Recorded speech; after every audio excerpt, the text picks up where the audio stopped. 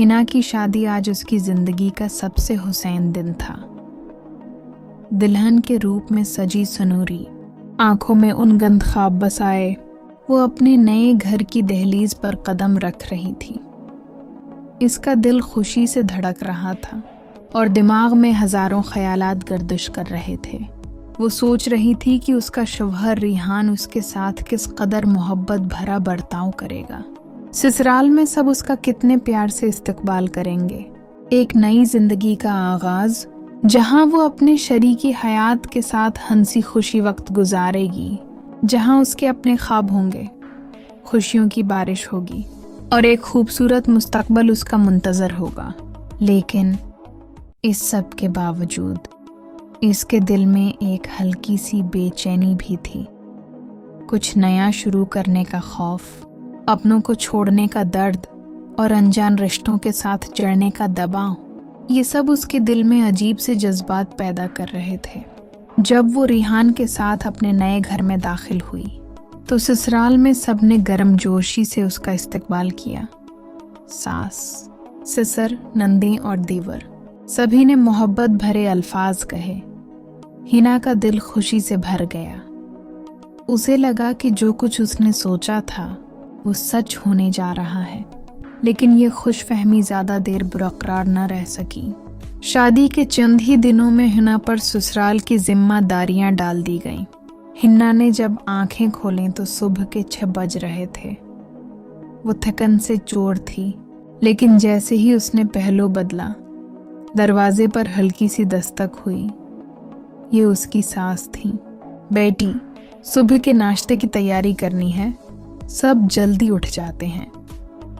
उनकी आवाज में नरमी थी, लेकिन हुक्म भी छिपा था। हिना फौरन बस्तर से उठी और बावर्ची खाने की तरफ बढ़ गई। उसने जल्दी जल्दी नाश्ता तैयार किया, लेकिन उसके जहन में सवाल उठ रहे थे। शादी से पहले तो उसने सोचा था कि ये दिन खूबसूरत होंगे, मगर यहाँ तो सब कुछ अलग ही था।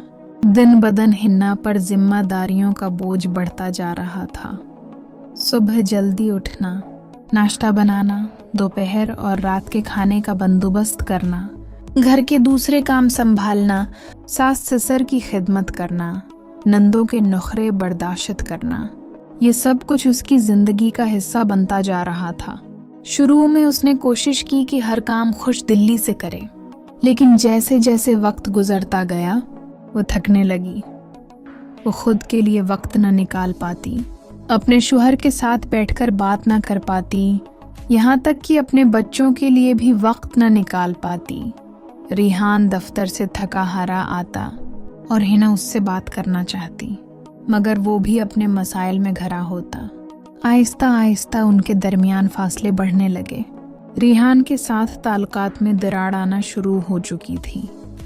वो अक्सर थका हुआ घर आता और हिना भी सारा दिन के काम से चोर होती। बात बेबात झगड़े होने लगे। तुम्हें मुझसे बात करने का वक्त भी नहीं मिलता, रेहान ने एक रात गुस्से में कहा। हिना का दिल भर आया।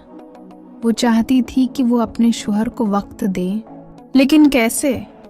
जब सारा दिन घर के कामों में उलझी रहेगी तो शाम को किस तरह खुशगवार मूड में रह सकती है।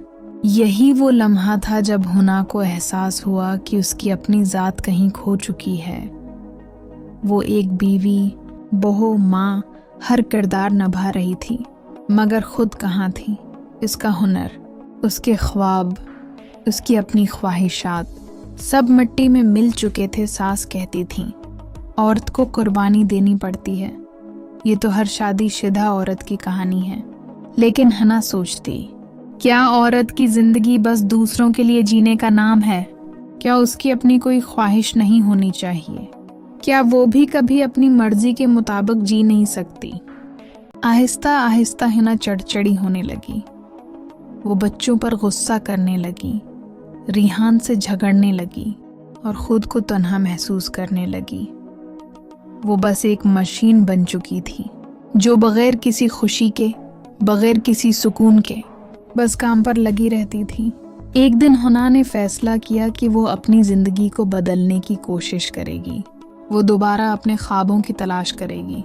अपनी खुशियों को पहचानेगी और खुद को खोने नहीं देगी। हिना ने रिहान से खुलकर बात करने का फैसला किया। जब उसने अपने दिल की बात रखी कि वो उस घर के दबाव में खुश नहीं है, तो रिहान खामोश हो गया। वो अपने वालिदैन को छोड़ने का सोच भी नहीं सकता था, लेकिन वो हुना को भी नज़रअंदाज नहीं कर सकता था। रिहान ने अपनी फैमिली के साथ बैठकर बात की। ये एक कठिन फैसला था, लेकिन उसने हना और बच्चों के सुकून के लिए एक अलग घर लेने का फैसला किया। हिना और रिहान ने एक अलग घर में रहने का फैसला किया, जहां वो एक खुशहाल जिंदगी गुजार सकें। दोनों के दरमियान मोहब्बत वापस आने लगी और हना ने खुद को दोबारा खुशियों में ढलते देखा। हना अब पहले से ज्यादा खुश थी। उसने अपनी जिंदगी की काया पलट दी थी और अब वो एक मुकम्मल औरत थी जो अपनी दुनिया खुद संवार रही थी।